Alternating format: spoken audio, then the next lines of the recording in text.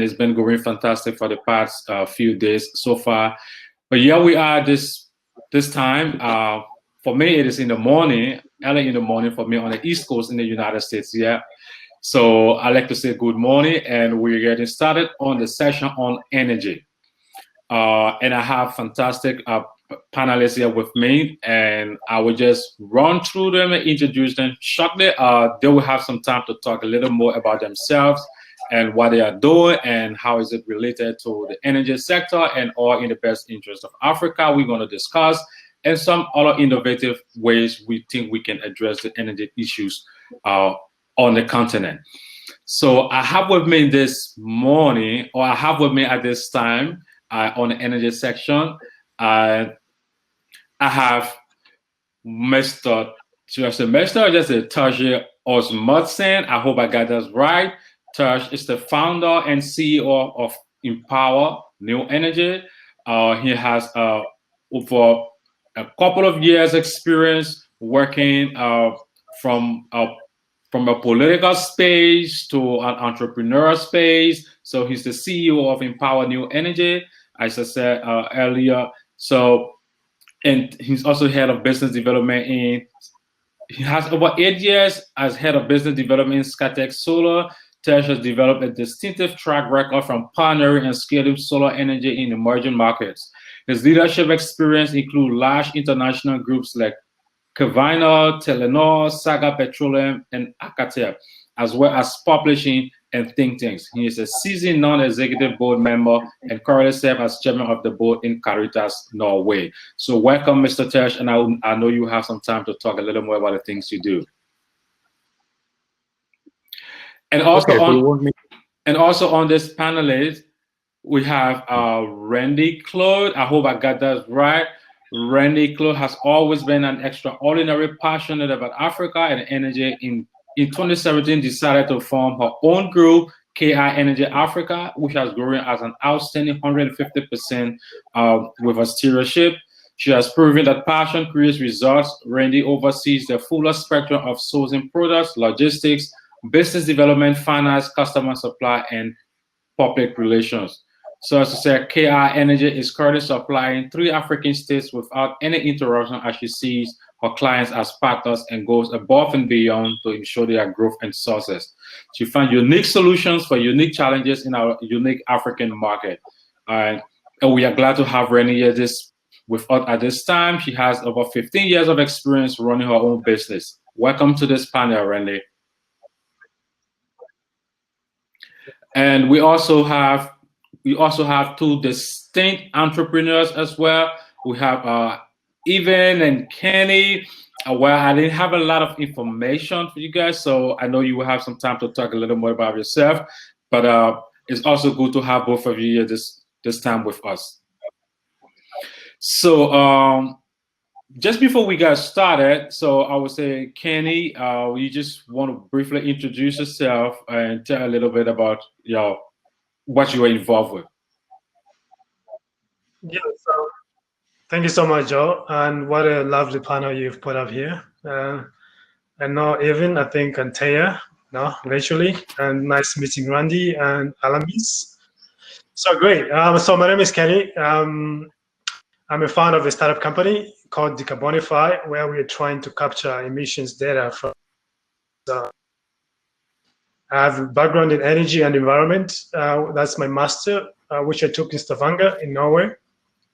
But over time, I've been working in the oil and gas industry back in Angola, my home place. So amazing journey while I've working in the oil and gas, really high tech energy industry, and also coming to also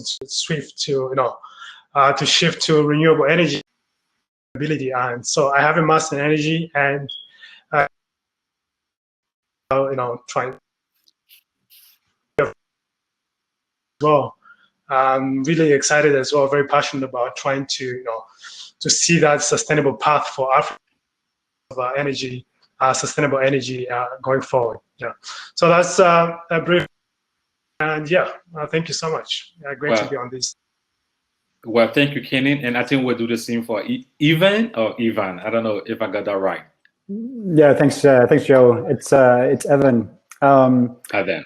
Here, I'll just briefly share a couple of slides on what we do. So I come from Glint Solar, and we're quite a young company, but addressing, also to Kenny's point, I think a very important part of the energy sector. So what we're trying to do is use technology to really accelerate the adoption of solar.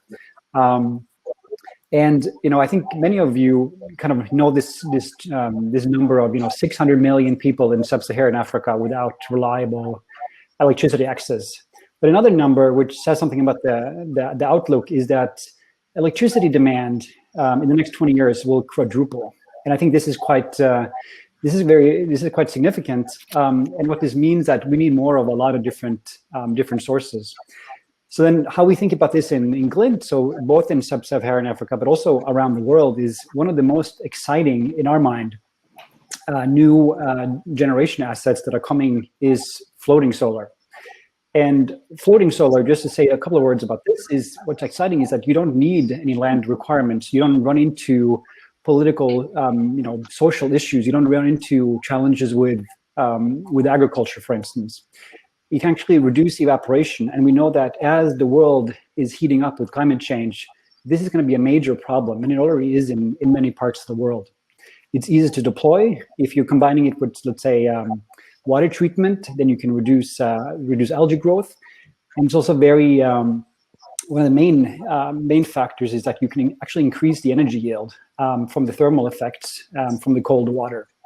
So how we work in Glint is that we're a team of engineers, mathematicians, people from business, and we come at this with wanting to, as mentioned, build technology to help accelerate this. So we're a satellite-based company. So what we do is we go into the very early parts of the value chain when you're going to build floating solar, looking at a lot of different site characteristics. So of course, solar irradiation, one of the main ones. But going beyond that, looking at wind conditions, looking at water surface temperature, looking at the depth, looking at how much the water fluctuates. And what we do is essentially aggregating decades of data, so you have a much better insight going into the project. So our value proposition to the companies that we're working on, and we're working on a couple of projects in East Africa as of now, is to essentially deliver very deep technical insight to de-risk the project in an affordable way. So you can rely on up to 40 years of satellite data. So going into the project, you know what site you have in question, and can make much better and informed decisions on both the technical side and the cost side, and moving down into the value chain. Thank you, Ivan. And then, so we will switch back to Terje and Randy. I know if you also have a slide or PowerPoint that you want to briefly talk a little more about what you do. So why don't we get started with Taj? Okay, now I'll do that. So I will also have prepared a presentation I would like to share with you. So then I will. Then the question is to have that presentation up. So I have it here, and then yeah, this is I don't. It does not appear in my app window. It does not appear. That is the problem. So I will need to. Maybe I will need to go and do something with my screen. I don't know what this means. So I will. Why don't you? So I will do it. I will just fix this. I will maybe try to put similar Sham. Okay. Then I think we need to. I don't know what this means, but when I go into this, yeah, here it is. Here it was. You got it right. So I saw it quickly, but then it appeared again, disappeared. So what happens here? I have this as my. This is on my screen, and I'm trying to find a way to share it, but yeah, it disappears immediately when I go into this share screen. It disappears. I see it immediately, so I don't know what happens, but Yeah, I don't know what happened. Okay. So what happens is that it does appear. So if I share this, then can you see now No, we're my not seeing your presentation? screen, so I don't know. You're not seeing what can you No, we see don't see now? You anything. don't All see we do, we anything? see your face. We don't see the screen. um, yeah. So, well, I think what you can just be worrying through that again, and maybe we could take Randy while you try to go through and see how you can fix that. So Yeah, I think you should try someone else, and I will find out. I don't know if it works before we started, and then so why don't you go to somebody else? yes, I could take you, Randy. Okay. So Care Energy is proudly woman owned, 100% African owned, and I realized that there is a serious lack of access for people wanting to start their own businesses in Africa. Access to information, access to contact. So basically, what I do is when I go into a country, I don't go into a country as KI Energy Africa. I identify a specific partner that I will help grow within that country. I've got quite a few success stories, which I'm very proud of. Two companies in Zimbabwe that I've helped grow quite substantially, one in Congo and one in Zambia. I try to choose women because as a female in the energy industry, I know how difficult it could be to break into that. I help these people set up the projects, do the business plans, and I mentor them through it. A lot of the time when you're doing business with people in Africa, you kind of tend to take over because you know better. What you need to understand, and what I feel we don't always get, is coming into a specific country. I know it's all Africa, but the cultures are different. Every single culture in Africa, even between, if you take Congo for example, east of Congo and the west of Congo are two completely different places with completely different cultures. Their dialects different. Everything is different. So going into a country like that, going into a community like that, you need to have someone that understands these people, that understands how they think, how they work, and what their beliefs are. So we take people that are from the communities to help grow the communities. We implement, we're mainly in, I know this is the evil, fossil fuels, but we also implement smaller solar projects in the communities that we work with. The mines we do supply, we kind of push them to do community development, because what they don't realize is if they develop the community around them, they develop their future work base. And that's it. Okay, thank you, Randy. So we still trying to fix this technical issue here with Serge so we can have his presentation up and ready. So you want to say something, Serge? Yeah, I just wonder if there's a place that I could send the presentation because I have it on my screen, but it does not appear. I don't know what's the problem here, but it does not appear when I when I I share think screen. even is willing to help with that. So if you could send it over to Event, and then he can just do the presentation, run through the slide while you do the talking. His email is in the chat. Which address do I send it to? Okay, so while we are doing that, we will get started answering a few questions and just at least kickstarting our conversation. And to our viewers out there, we cannot apologize for the technical issues that we're having right now, but we want to make these conversations very interesting and a very good learning curve for all of us here joining the African Innovation Week. So we will get started with the conversation while we try to fix that. So I'm gonna go back to you, Randy. That's a very interesting thing you shared about KI Energy, and I like the part what you mentioned, cultural being acknowledging the cultural differences, being acknowledging cultural competence and so forth, because I think that is one of a major issues in in not just in the context of international development, and that's also when doing business in new markets. So there are a lot of different things that happen. People behave differently. People react to things differently based on their own culture. But I like to bring it to the point. You as a female, and we know that the energy sector, for the matter, has some sort of disproportionate representation in terms of male to female participation in the energy sector. But that is not just all. It is also an open secret that women, for the matter, face a high level disproportionate barrier in regards to energy and energy poverty, especially on the continent of Africa. We know that more than 600 million people lack access to electricity. And women, for that matter, spend a long amount of time trying to, if it is about gathering firewood, if it is about spending long hours walking to gather energy sources for household, spending 5 hours per week collecting water or so forth.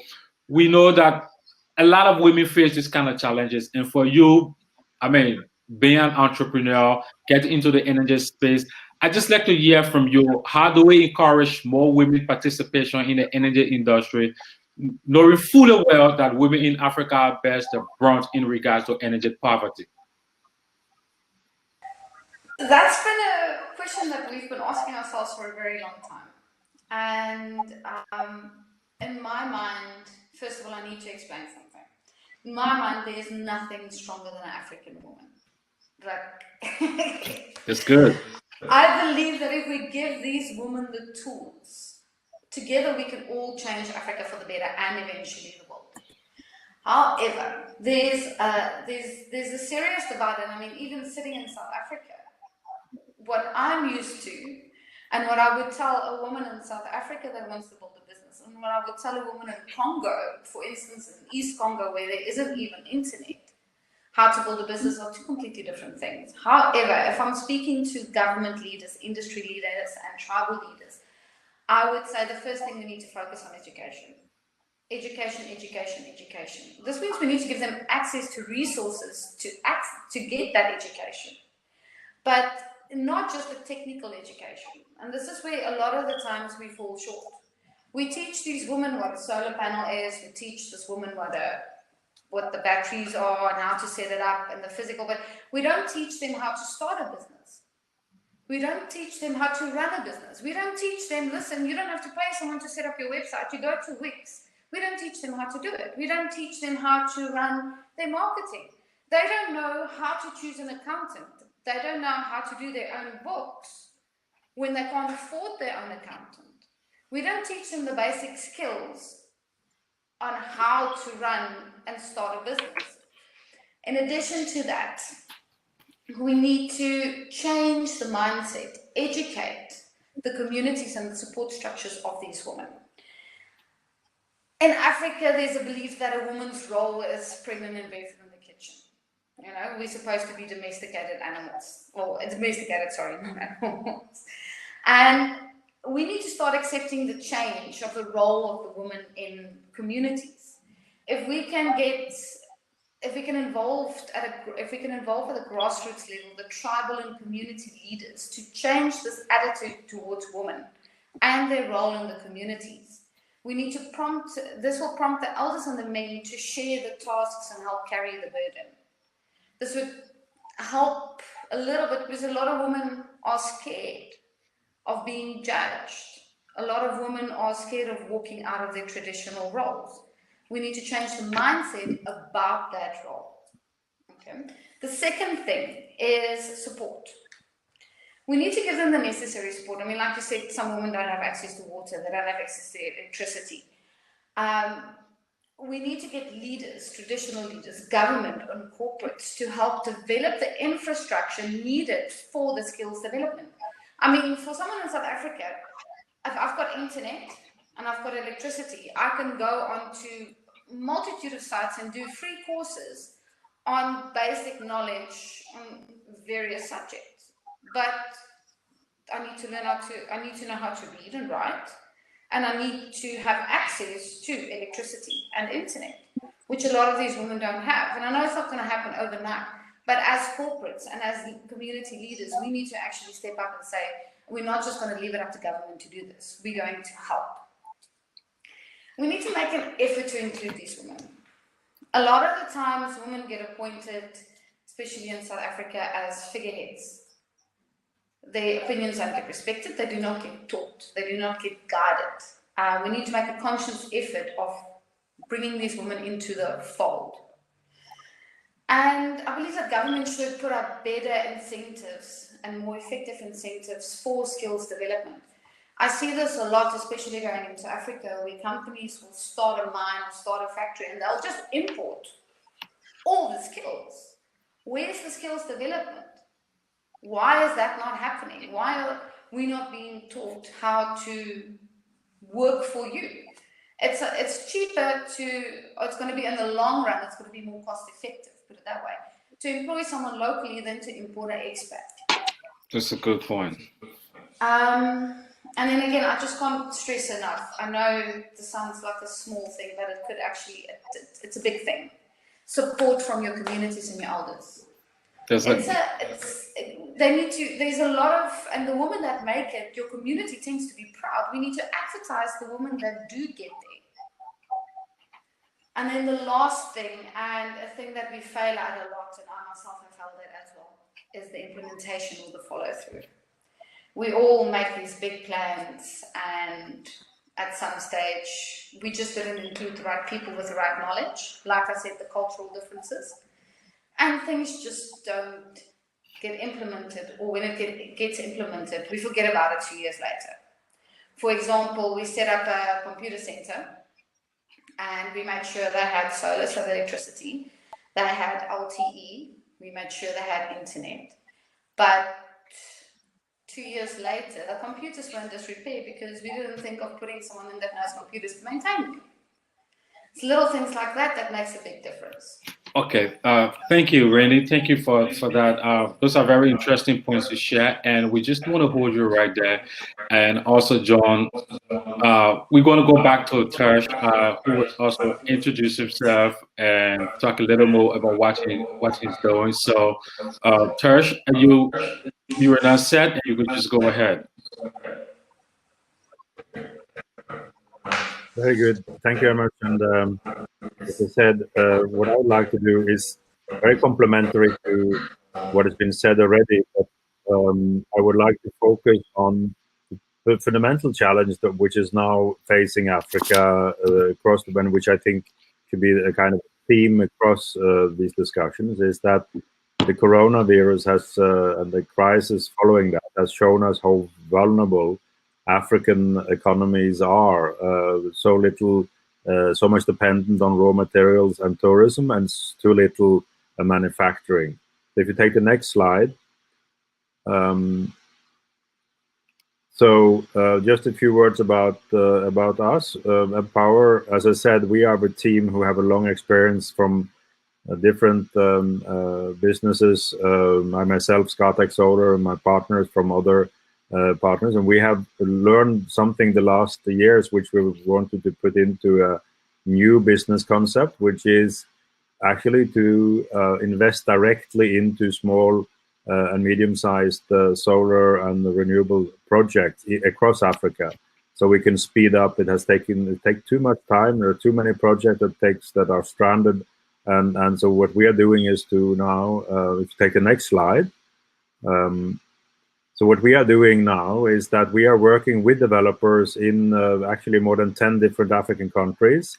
And many of them, maybe of the people participating in this audience, there are also maybe potential developers with projects with whom we could develop. What we do is that we work with the developers to support them, bring these solar and hybrid projects up to a level of quality that can be invested, and then we invest money into this.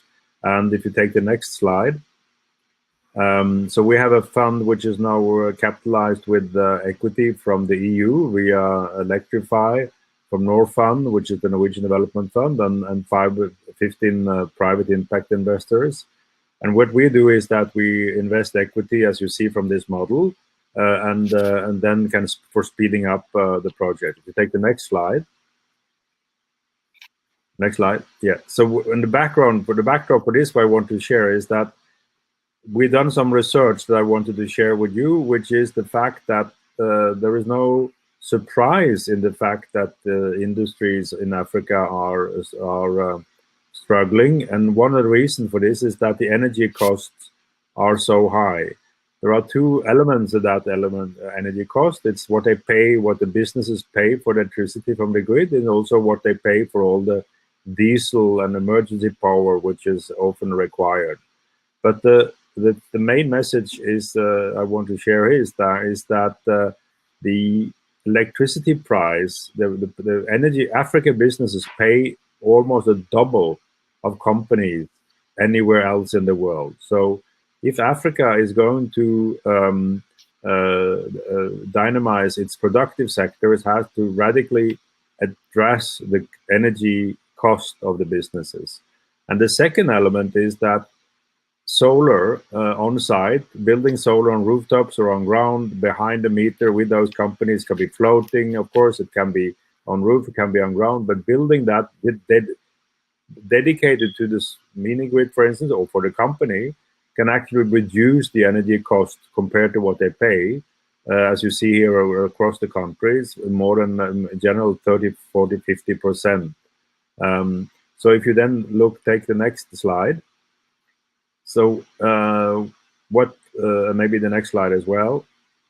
So the summary message I would like to say is that what we need to do now, I think, across the board, is to see that instead of just waiting for the government to actually address the challenges of electrification of energy cost, what we see is that there is actually a very big potential for communities and companies themselves to actually speed up this development by entering into long-term contracts for renewable energy. And this can lead to very big sustainable kind of progress, but also significant reduce on cost. And I think, to go back to the theme for this conference, I think doing so will certainly also help African businesses speed up innovation, digitization, everything we know which is dependent on reliable, competitive electricity. And there's actually very much we can do by installing such things with the businesses without necessarily having to wait for the government to increase the infrastructure capacity. Thank you so much. Thank you so much, Taj. That's a very good presentation. And I also want to, now that you raised some issues here, and so in a recent conversation, African leaders, those in the energy actors, assembled sometimes in June of last year, and there was this issue about investments in the energy sector, especially the solar sector, in the solar industry. And I know there have been a lot of issues people have been raising about some being skeptical of how the solar sector or how solar energy investment is not that feasible. There's an issue about feasibility and skepticism and there was a very big issue around that when African leaders in the energy sector met sometimes in June. So based on your experience, in different markets, and also coming from a political background, I mean, what do you think, or where do you see that the most intervention could be made that will scale up, investment in, let's say, the solar energy industry? Because there's so much potential that solar energy has for Africa, and Africa can utilize a lot from solar energy. So where do you see that intervention can be made? Very, very good. I will respond to that directly by showing, or you can actually, maybe I will invite you to take a look at the website for the video from one example. So I'll tell you about the project in Ghana where the manufacturing company at stake is paying a lot for electricity, but also very keen on improving their carbon footprint. And through signing a 20-year contract, and that was the most challenge, to have the board and the owners to accept that they need to commit for 20 years.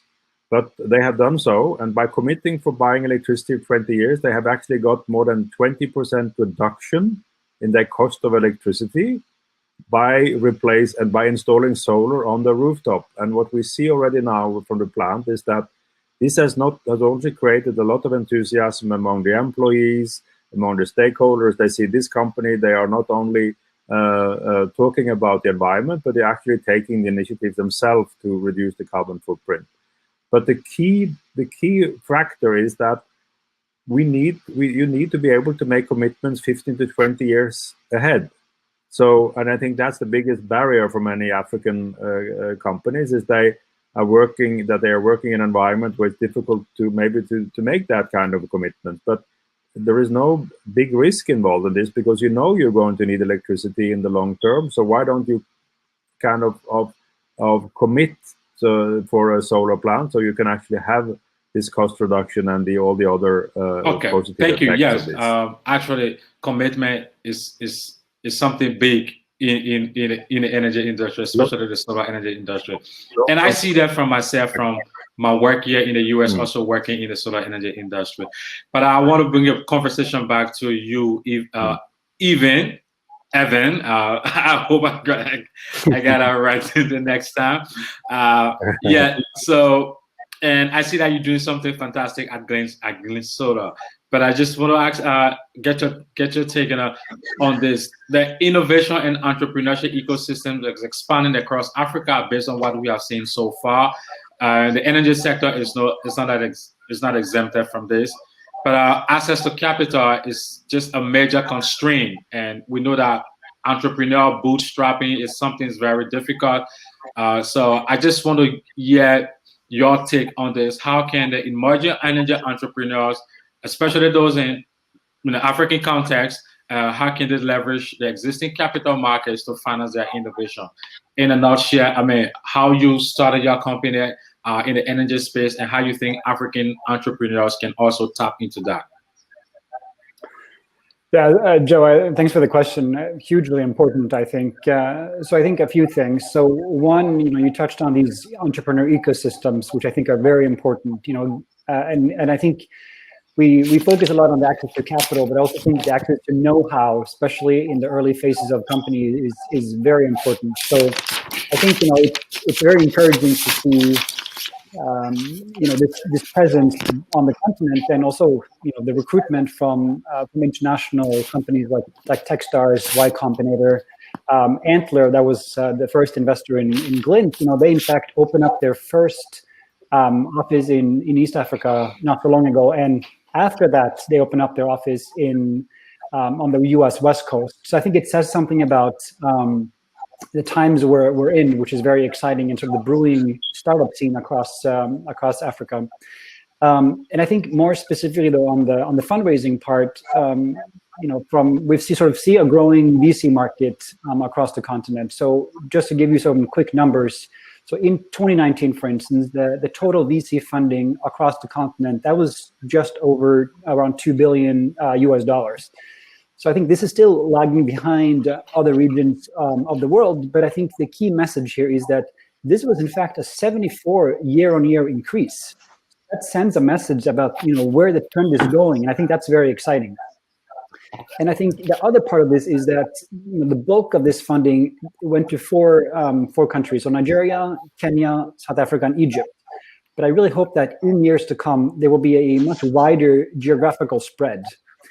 But still, I think it's important to recognize that, yes, maybe the VCs themselves are based out of, Cape Town, Lagos, or Nairobi, but it doesn't mean that the companies themselves need to be there. So I think when you're looking for funding, I think it's important to consider other countries and just sort of look outside of your own borders. I guess one sort of concrete tip to any entrepreneurs that might be listening into this is to follow these various online news sites that are getting very good. So, for instance, Tech Cabal, not to do sort of advertising, but I think they're quite good on addressing African innovation and technology. And in fact, I saw not so long ago that they started to create a list of early phase VCs that they're sharing with their audience, which I think is the right step. And I think more information is crucial here. Another thing I would highlight is to look at established companies. So, for instance, in Europe, we have a fairly long tradition of having corporate venture capital, CVC. But also, this is also happening in Africa. So take Safaricom, for instance. They started in 2014, one of the first corporate venture arms in East Africa, the Spark Fund. And that was initially a $1 million fund, but they recently upped the money with an additional $5 million allocation. So yes, they're a tech company and have done very well. But looking at these types of companies, I think is also key for entrepreneurs. And then the third thing I wanted to say is that the world is fiercely competitive, but I think it's also good to look outside and look to non-African capital markets, look to Europe, look to Asia and the US, because I think if your product or service is good, many investors will see the African market with rapidly growing tech-savvy middle class as very attractive. And I think in the world of venture capital and capital markets, there's really one universal language, and I think that is numbers. Right. I think as long as you, as a startup, can show that you have strong, credible numbers based on an innovative idea, I say dare think big and go abroad and think of the world as your playing ground. And then I think lastly, we're seeing that sort of impact and ESG is sort of it's starting to become almost cliches, but I think it also shows the importance of this also in the eyes of investors. So I think that and I both hope and think that both for international but also cross-continental venture capital, they will only increasingly flow to African startups who are by and large solving real problems such as those in the energy space, instead of dishing out money to another US company that is building a cookie delivery app. Focus on the real problems where you have real startups addressing those problems is my hope for the future.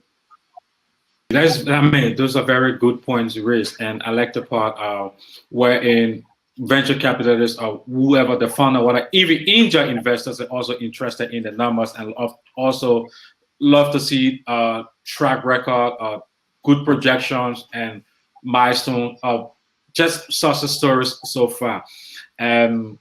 Myself being an entrepreneur, I've also been trying to raise funding for my own firm. I know what it means, but I just think it is something good that all of us as entrepreneurs, especially those on the continent, as we're in the space of innovation, should be considering different markets, raising funding and following these key online platforms that also share these opportunities.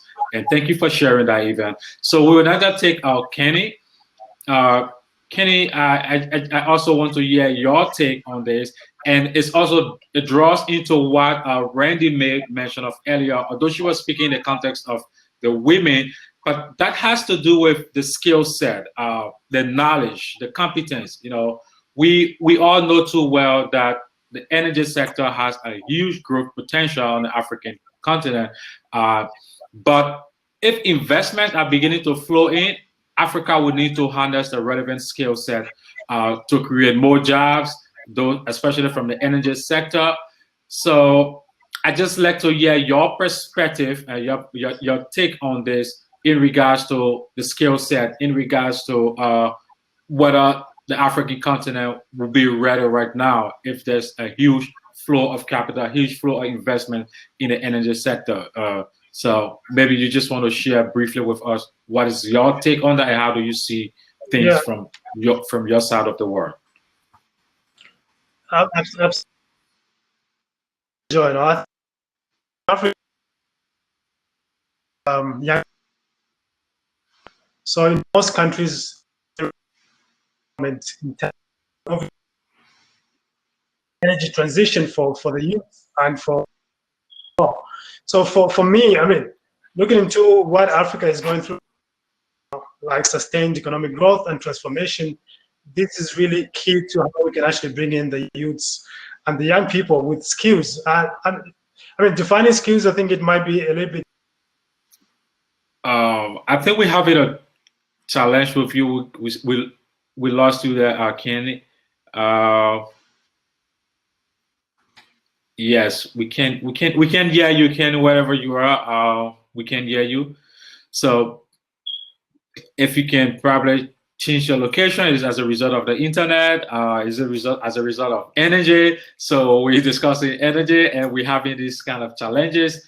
It just tells you how much more is needed and how much more we have to do in in in that space. So yeah, access to internet, access to electricity, as some of the issues that you raised, Randy, those are challenging things on the African continent.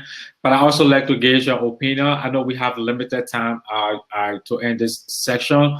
But yeah, maybe just in 3-4 minutes, each of you, you can just make your position on this. So it is obvious that there's a huge potential for the African solar market, and I'm also speaking in the context of solar.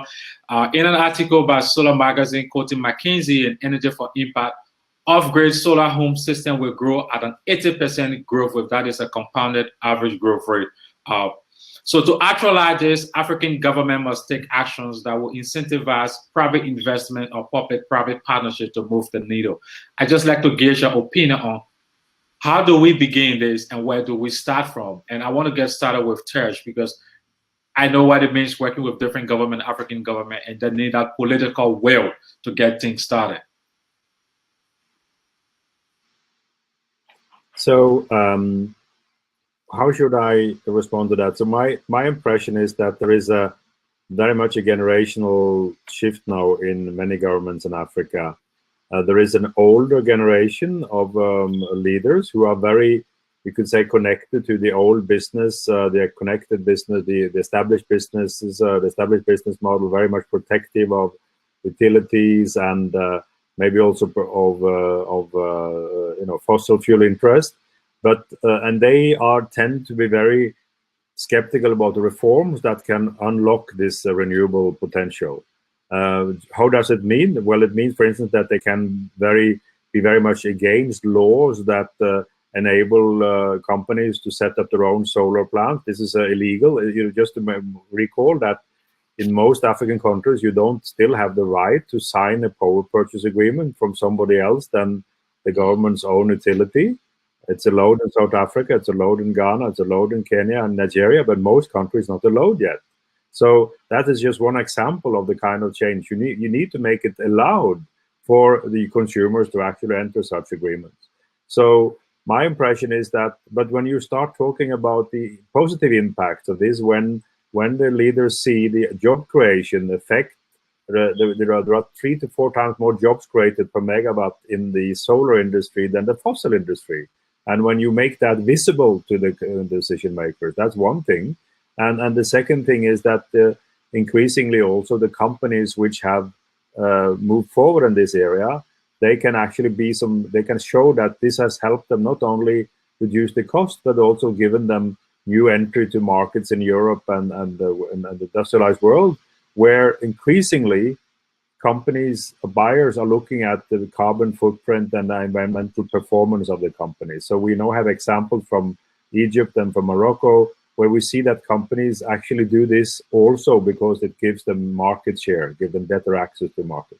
So I think, in my view, what we need to focus on is not so much the political goal of renewables, because that is a very overall thing, but we need to focus on job creation. We need to focus on how to enter market, and that way I think we're going to see this revolution pick up speedily. But it's a generational issue, so we have to make sure that the younger generation of leaders are addressed. Thank you so much. Issue. So where do you stand, Randy?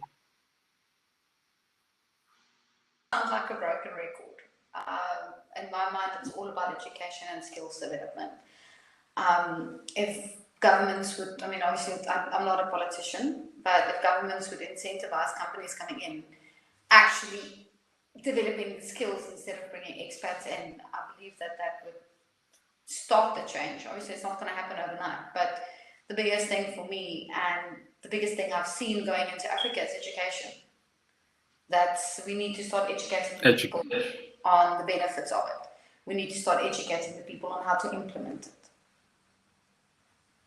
Education, education, and education. That's a very good point, really. So, Ivan, what do you stand? Yeah, I mean, I think, I want to echo what's being said. I remember a couple of years ago, I was in East Africa, and I was speaking to a former prime minister in East African countries, and it struck me. I remember because he said that what's difficult. One of the big hurdles is, if you're thinking about it from a top-down level, that some of these elected officials, and I think to Tarje's point, they're very sort of tied into these legacies way of thinking, and sort of, I guess, as a parallel to that, it's also like, I don't really care about the growth of solar home systems, because it's not something to show for. Building a large power plant, that is something to show for. So it also feeds into sort of the psychology of this. So I think there needs to be sort of a behavioral change from elected officials, and I do really hope that, because it's truly been amazing what we've seen in the off-grid market, right? It's been extraordinary over the last few years.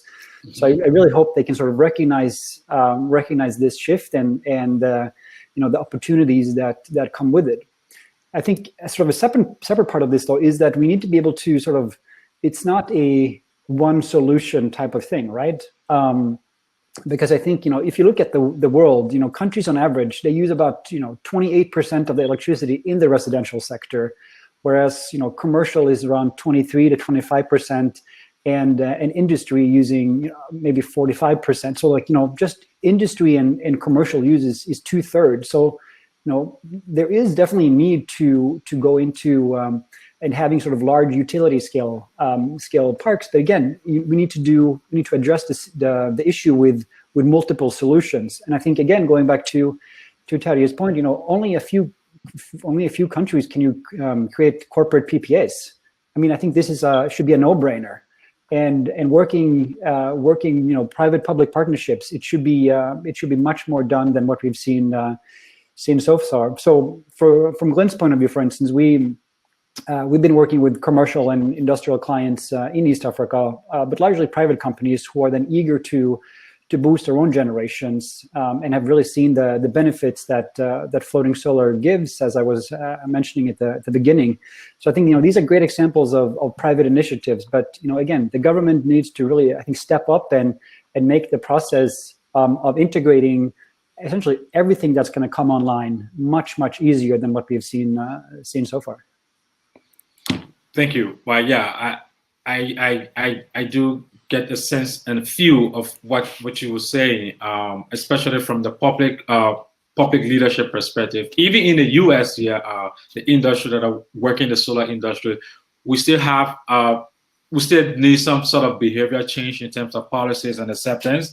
But we also know there's always this, I don't want to say struggle, but there's always this competition between energy provider, and then you're competing against renewable energy like in solar. So there is always this competition, and you all know too well that also play a very big role in the U.S. elections.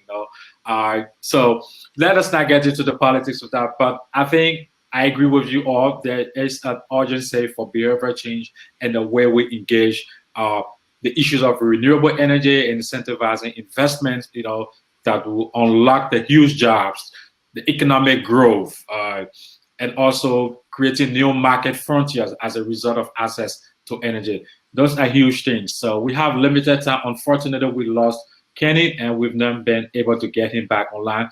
But with the limited time we have, I just like in 2 minutes across, if you could just give your final parting comments, and just a final parting comment in 2 minutes. Anyone can get started.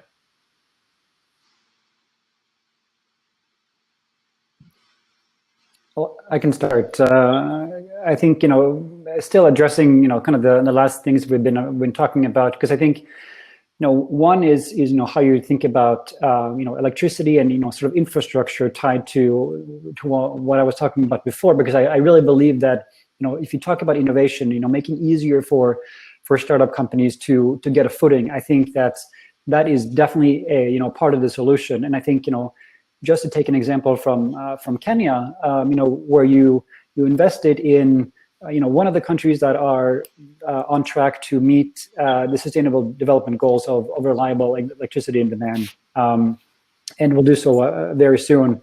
And I think you've seen that also then investing in ICT, building a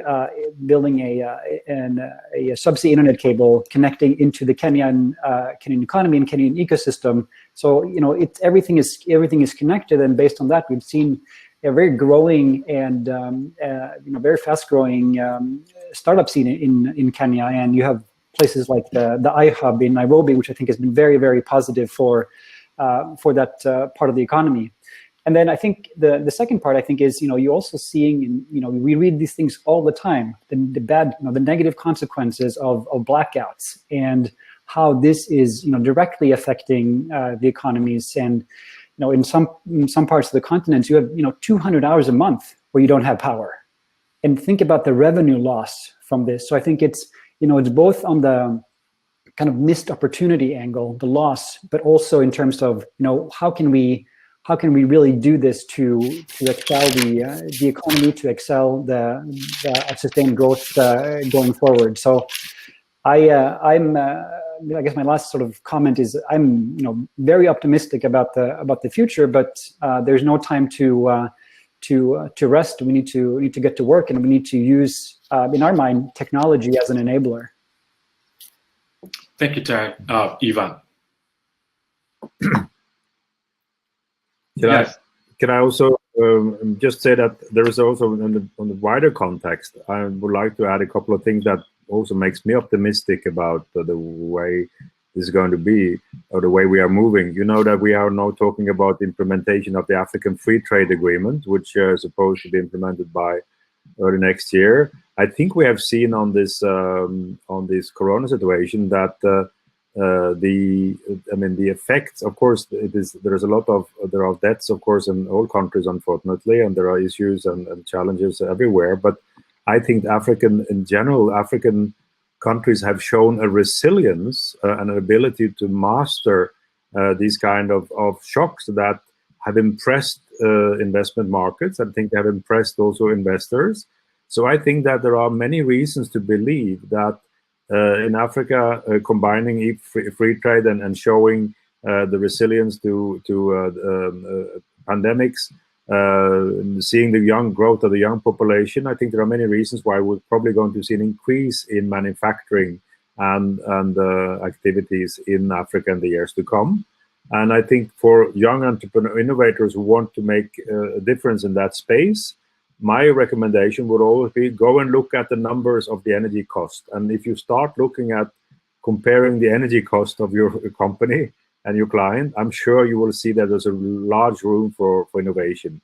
Solar, storage, smart grids, smart solutions, hybrids, and better. So just by looking at the cost of energy and the lack of reliable energy for businesses in your community or in your country, I'm sure you will going to see there is a lot of innovation to be done. Those interesting insights, and so we'll now take you, Randy. Okay, so Africa is rich with resources, but the one resource we tend to overlook is the people. We are innovative. We can think out of the box. I mean, I've seen Zimbabwean people do things that I didn't think was possible because they had no other choice. We need to find a way of utilizing that resource, including in a grassroots level, the tribal communities, the tribal leaders, to help people understand that this is the better way. The old way is not necessarily the best way. Thank you. The old way is not necessarily the best way. And one key thing I try to take from all of what you said is this urge for behavior change, this urgency. So whether it's policy leaders believing in traditional business models, whether it's the public also believing traditional sources of utility, and whether investing in residential or commercial home solar, everything has to do with behavior change. And also on the continent, we also have to be prepared for this transformation that is coming, that is even ahead of us. And so all of these, I think it boils down to innovation. And I'm glad we're having this conversation during the African Innovation Week. So, and I like picking from the point that Ivan and Terj also raised in terms of the lack of energy. So I was doing some research and I realized Nigeria as a whole, Nigeria lost $29 billion annually as a lack of access to a reliable electricity. And if you do the math, if you do the competition across the African continent, you can see how much is being lost due to the loss of reliable energy, loss of access to energy. And we know that over 600 million people do not have access to electricity on the African continent. So there's a lot to be unpacked on the continent. There's a lot to be done. There's a lot of investments that we need. There are a lot of entrepreneurs that we need. There's a lot of innovation that we need. And we cannot stress this more. So, well, time is not in our best interest. And I just like to say it's been a wonderful amount of time having all of you joining on the African Innovation Week. It's been so interesting. The different things that you're doing, I couldn't imagine the great thing that Glen Solar is doing. I think I got to learn a lot more about what you're doing. Having a solar without using a physical side, man, that's interesting, because I know the huge thing that we have to deal with, even to do land acquisition to get a solar property, a solar farm. Too many pushback, but that's something interesting. And also the kind of market that you've been invested in charge has been also wonderful hearing and learning from some of the things you've been doing. And also, Rennie, you've been that female guru fighting and breaking the barrier, getting into the energy space that has been heavily dominated by the male gender. And I know we need more female entrepreneurs. We need more people in the energy sector, because if you look across the African continent, you can see how disproportionately our women suffer the barriers to energy. So I just like to say thank you so much. It's been a wonderful amount of time having each and every one of you. And from the beginning of the conversation, I intentionally did not introduce myself because I did not want it to be about me. But I'm Joe Wilson. I'm also the entrepreneur. I work with the Philadelphia Energy Authority here in the U.S. That's what I'm based in Pennsylvania. And then on the African side, I'm also an entrepreneur. I got my own firm, JMO Global, that does a lot of research and innovation. And originally, I'm from Liberia, West Africa.